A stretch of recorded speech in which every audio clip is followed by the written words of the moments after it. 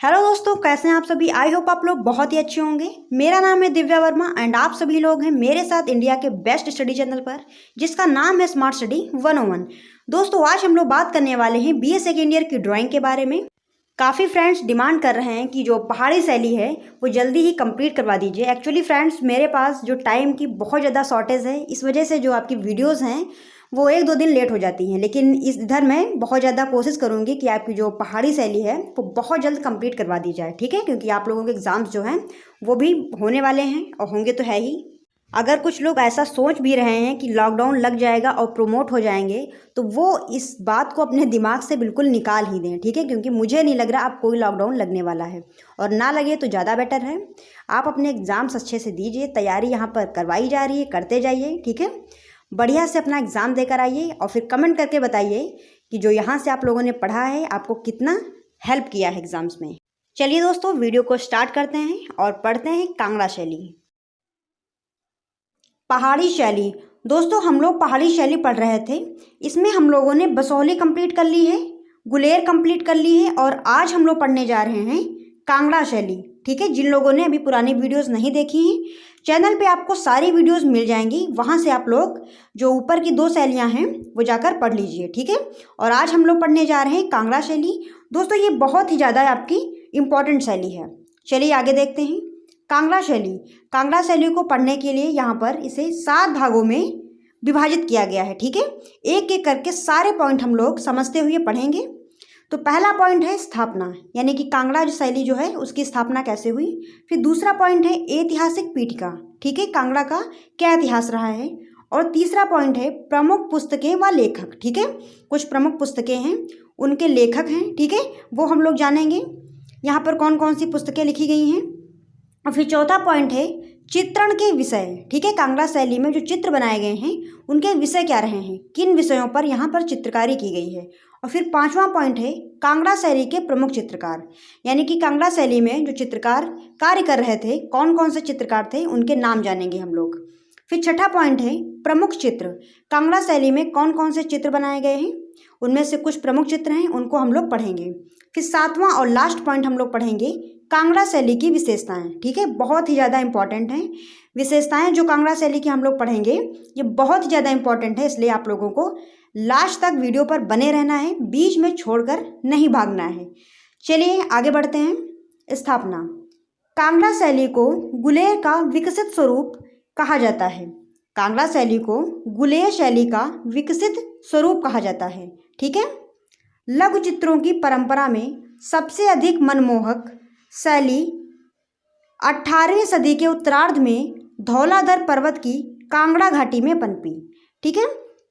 जो आपकी कांगड़ा शैली है वो 18वीं सदी के उत्तरार्ध में धौलाधर पर्वत है, ठीक है।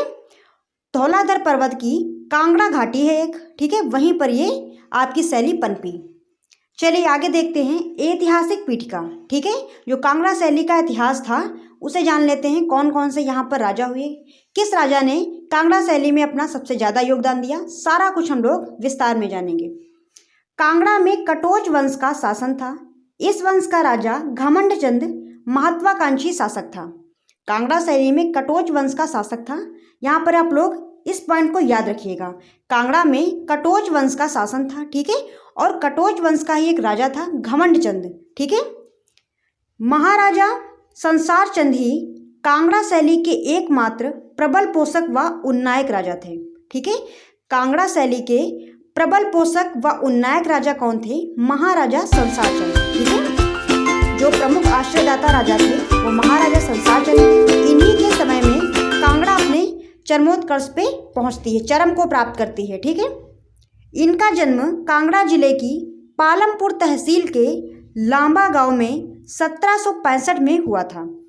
जो राजा संसार चंद हैं, इनका जन्म कांगड़ा जिले में पालमपुर एक तहसील है, ठीक है, और गांव का क्या नाम है, लांबा गांव। वहां पर राजा संसार चंद का जन्म हुआ था 1765 ईस्वी में, ठीक है। चलिए आगे देखते हैं। संसार चंद 10 वर्ष की आयु में 1775 ईस्वी में गद्दी पर बैठे। राजा संसार चंद काफ़ी छोटे थे, 10 वर्ष की आयु में ही ये 1775 में गद्दी पर बैठ गए थे। जैसे जैसे समय बढ़ता गया राजा संसार चंद का प्रभुत्व समस्त पहाड़ी रियासतों पर हो गया और उनकी महत्वाकांक्षा यहाँ तक बढ़ गई कि उनके दरबार में अभिनंदन भी लाहौर परापत करके होने लगा। ठीक है, जिसका अर्थ होता है लाहौर प्राप्त हो। महाराजा संसार चंद जो थे इन्हें लाहौर परापत के नाम से भी जानते हैं। ठीक है, और दूसरा नाम इन्हें और दिया गया है पहाड़ बादशाह। ये क्वेश्चन काफ़ी पूछा जाता है कि लाहौर परापत और पहाड़ बादशाह के नाम से कौन से राजा जाने जाते थे या फिर पुकारे जाते थे, तो वो हैं राजा संसार चंद। ठीक है, चलिए आगे देखते हैं। 1804 में रणजीत सिंह से हारने के बाद पंजाब के मैदानों पर अधिकार करने का इनका सपना टूट गया। ठीक है, जो राजा संसार चंद थे 1804 ईस्वी में रणजीत सिंह से ये हार जाते हैं। ठीक है, इसी बीच पहाड़ी रियासतों के राजाओं ने भी अपने पुराने संबंध उनसे समाप्त कर लिए। ठीक है, जो पहाड़ी रियासतों के अन्य और राजा थे, ठीक है, उन्होंने संसार चंद से अपने जो इनके संबंध थे वो समाप्त कर लिए। विलासपुर के राजा के निमंत्रण पर गोरखाओं ने कांगड़ा के किले पर अधिकार कर लिया। संसार चंद ने रणजीत सिंह की मदद से इसे गोरखाओं से स्वतंत्र करवाया। अब पहाड़ी रियासतों पर रणजीत सिंह का दबदबा बढ़ गया था। संसार चंद नीरस भाव से आलमपुर में रहने लगे। वास्तव में कांगड़ा के इतिहास में 1786 से 1805 तक का समय स्वर्णिम रहा है। ठीक है, जो 1886 से 1805 का समय है ये महाराजा संसार चंद का है। ठीक है, और ये समय कांगड़ा शैली का स्वर्णिम काल रहा है। ठीक है, या फिर चरमोत्कर्ष रहा है। चलिए आगे देखते हैं। महाराजा संसार चंद की सुकेत वाली रानी ने यहीं पर एक मंदिर 1824 में नर्मदेश्वर के नाम से बनवाया। इसकी भित्तियों और छतों पर सुंदर चित्र अभी भी देखने को मिलते हैं। महाराजा संसार चंद की एक रानी होती हैं जिन्होंने 1824 में नर्मदेश्वर नाम से एक मंदिर बनवाया। ठीक है, इस मंदिर की भित्तियों और छतों पर सुंदर चित्र देखने को मिलते हैं। इनके समय में एक कहावत प्रचलित थी। राजा संसार चंद के समय में एक कहावत प्रचलित थी, जाएगा नदौन जाएगा कौन। ठीक है, ये कहावत आप लोग याद कर लीजिएगा और अपने आंसर में से लिखिएगा। ठीक है, इससे अच्छा प्रभाव पड़ेगा। चलिए आगे देखते हैं। महाराजा संसार चंद ने लगभग 20 वर्षों तक स्वतंत्र रूप से पहाड़ी रियासतों पर राज्य किया। ठीक है, महाराजा संसार चंद ने लगभग 20 वर्षों तक स्वतंत्र रूप से पहाड़ी रियासतों पर राज्य किया। महाराजा संसार चंद के हृदय में कला के प्रति स्वाभाविक अनुराग व कलाकारों के बीच हार्दिक निष्ठा थी। संसार चंद जो थे ये कला प्रिय राजा थे। ठीक है, इन्होंने बहुत सारे कलाकारों को अपने राज्य में आश्रय दिया। ठीक है, इसी कारण इनका जो समय था महाराजा संसार चंद का वो कांगड़ा शैली का चरमोत्कर्ष माना जाता है। ठीक है, इनका जो समय था अभी हम लोगों ने पढ़ा था यहाँ पर, ये देखिए 1886 से 1805 का ये राजा संसार चंद का समय जो था ये कांगड़ा शैली का चरमोत्कर्ष था। ठीक है, कांगड़ा शैली महाराजा संसार चंद के समय में ही चरमोत्कर्ष को प्राप्त होती है। अब हम लोग देखते हैं प्रमुख पुस्तकें व लेखक। ठीक है, पहाड़ी शैली में कुछ पुस्तकें लिखी गई हैं, उनके लेखक के बारे में जान लेते हैं। तो पहली आपकी पुस्तक है राजपूत पेंटिंग, ये A.K. स्वामी के द्वारा लिखी गई है। फिर दूसरी पुस्तक आपकी है हिंदू पेंटिंग ऑफ पंजाब हिमालयाज, ये भी A.K. स्वामी के द्वारा लिखी गई है। फिर तीसरी पुस्तक आपकी है master pieces of Rajput painting, ये O.C. गांगुली की है। चलिए आगे देखते हैं। Himalayan art J.C. फ्रेंच ने लिखी है। Kangra painting W.G. आर्चर की है। Kangra valley painting M.S. Randhawa की है। देखिए यहाँ पर एक है कांगड़ा पेंटिंग जो W.G. आर्चर की है। ठीक है, दूसरी है कांगड़ा वैली पेंटिंग, ये M.S. रंधावा की है। ठीक है, और फिर अगली कौन सी है बसोहली पेंटिंग, ये भी M.S. रंधावा की है। और फिर पहाड़ी मिनिएचर पेंटिंग कार्ल खांडालवाला की है। ठीक है, मिनिएचर का मतलब होता है लघु चित्र। ठीक है, पहाड़ी मिनिएचर पेंटिंग कार्ल खांडालवाला की है। चलिए आगे देखते हैं चित्रण के विषय। तो यहाँ पर रामायण से संबंधित चित्र बने हैं, दुर्गा सप्तशती, महाभारत, हरिवंश पुराण, शिव पुराण, श्रीमद् भागवत गीता। ठीक है, ये सारे चित्रण के विषय हैं। इन्हीं के आधार पर कांगड़ा शैली में चित्र बने हैं। ठीक है, चलिए आगे देखते हैं। हमीरहट, नल दमयंती, गीत गोविंद, बिहारी सतसई, रसिक प्रिया। ठीक है, ये यहाँ के प्रमुख चित्रण विषय हैं। ठीक है, इन्हीं के आधार पर कांगड़ा में चित्रकारी की गई है। चलिए आगे देखते हैं, कांगड़ा शैली के प्रमुख चित्रकार कौन कौन से प्रमुख चित्रकार थे कांगड़ा शैली में। तो यहाँ पर देखिए, दोखू, पुरखू, फत्तू, कुशनलाल, मानकू, नयन सुख, सजनू। ठीक है, ये सारे आपके इम्पॉर्टेंट कलाकार हैं। ठीक है, मुख्य कलाकार हैं, याद कर लीजिएगा आप लोग। चलिए आगे देखते हैं, प्रमुख चित्र यहाँ पर कौन कौन से प्रमुख चित्र बनाए गए। समस्त प्रकार की नायिकाएं, यानी जितने भी प्रकार की नायिकाएं होती हैं वो कांगड़ा शैली में चित्रित की गई हैं। संपूर्ण बारहमासा, ठीक है, संपूर्ण बारहमासा का चित्रण यहाँ पर किया गया है। संपूर्ण रागमाला और संपूर्ण रागमाला का चित्रण यहाँ पर किया गया है। राधा के पैर में महावर लगाते कृष्ण, ये चित्र यहाँ पर बनाया गया है। राधा के पैर में महावर यानी कि रंग लगाते हुए कृष्ण, रंग या फिर कलर कह लीजिए। फिर अगला चित्र है संसार चंद हुक्का पीते हुए, सिकंदर महान की मुखाकृति। ठीक है, ये सारे यहाँ के महत्वपूर्ण चित्र हैं। चलिए आगे देख लेते हैं, राग मेघ, प्रेम वार्तालाप, विरह रागिनी, राधा की चोटी गूंथते कृष्ण, प्रेमी युगल, चौपड़ खेलते हुए, चौपड़ एक खेल होता है। ठीक है, यहाँ पर प्रेमी युगल को यानी कि दो प्रेमियों को चौपड़ खेलते हुए दिखाया गया है। गोवर्धन पर्वत की पूजा। ठीक है, ये सारे यहाँ के महत्वपूर्ण चित्र हैं, आप लोग याद कर लीजिएगा। और दोस्तों, वीडियो अगर आप लोगों को पसंद आ रही है तो यार लाइक कर दीजिए। फिर आगे बढ़ते हैं। चलिए, कांगड़ा शैली की विशेषताएं बहुत ही इंपॉर्टेंट है यार, आप लोग याद कर लीजिएगा बिल्कुल। ठीक है, कांगड़ा शैली की विशेषताएं बहुत ज़्यादा इंपॉर्टेंट है। चलिए पढ़ते हैं।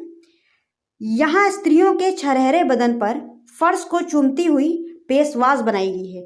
दोस्तों, पेशवाज होता है एक प्रकार का वस्त्र, ठीक है, जो ऊपर से नीचे तक पैरों तक पहना जाता है। ठीक है, और जो पेशवाज इनकी बनाई गई है वो फर्श को चूमती हुई बनाई गई है, यानी कि फर्श को छूती हुई बनाई गई है। ठीक है, कांगड़ा में छींटदार सज्जा युक्त लाल व नारंगी रंग के हाशिए बनाए गए हैं। कांगड़ा शैली में जो हाशिए बनाए गए हैं वो छींटदार और सज्जा युक्त हैं। ठीक है, और उनका रंग कैसा है, लाल व नारंगी। ठीक है, चित्रों में रेखाएं लयपूर्ण हैं। यहाँ नायक को कूल्हेदार पगड़ी व जामा पहने हुए तथा नायिकाओं के साथ देखा जा सकता है। यहाँ पर जो नायक बनाए गए हैं या फिर जो पुरुष आकृतियाँ बनाई गई हैं उनको कूल्हेदार पगड़ी व जामा पहने हुए दिखाया गया है। ठीक है, और नायक को नायिकाओं के साथ भी यहाँ पर चित्रित किया गया है। पुरुष आकृति प्रायः भारी बदन की अंकित हुई है। जो पुरुषाकृति है वो काफ़ी भारी बनाई गई है। कांगड़ा चित्र में रंगों की दीप्ति व रमणीयता अद्वितीय रूप से प्रकट हुई है। मानव आकृतियों को छोड़कर अन्य सभी आकृतियों में प्रायः सफ़ेद, हरा और नीला रंग भरा गया है।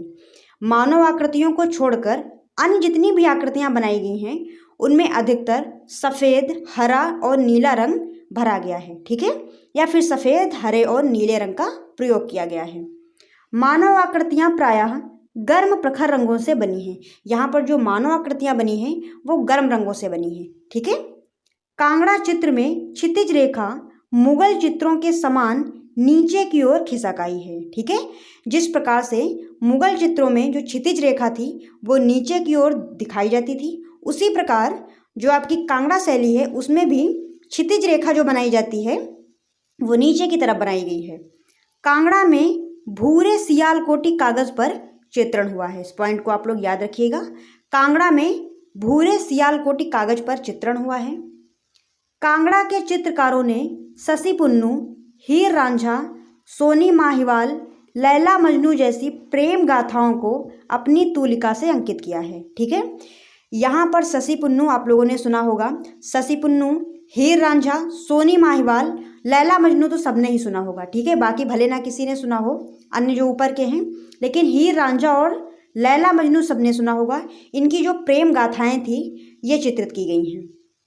कृष्ण की लीलाएं व राधा कृष्ण का प्रेम चित्रों का मुख्य आधार रहा है। यहाँ पर कृष्ण लीलाओं से संबंधित अनेक चित्र बनाए गए हैं। कांगड़ा में नारी आकृति बहुत ही सुंदर बनाई गई है। ठीक है, यहाँ पर नारी आकृति का चित्रण जो है वो बहुत ही सुंदर किया गया है। ठीक है, ये दोस्तों आज के लिए बस यहीं तक था। आई होप आप लोगों को बहुत अच्छे से समझ में आया होगा। अगर कोई भी पॉइंट आप लोगों को समझ में ना आया हो तो कमेंट करके पूछ लीजिएगा, उसका आंसर आप लोगों को मिल जाएगा। और दोस्तों अगर आप लोगों को वीडियो पसंद आई हो तो वीडियो को लाइक शेयर ज़रूर करिएगा, और अगर चैनल पर आप हो नए तो चैनल को सब्सक्राइब करते हुए जाइएगा। चलिए दोस्तों, फिर मिलते हैं किसी नई वीडियो के साथ। तब तक के लिए आप बने रहिए हमारे साथ। धन्यवाद दोस्तों, जय हिंद।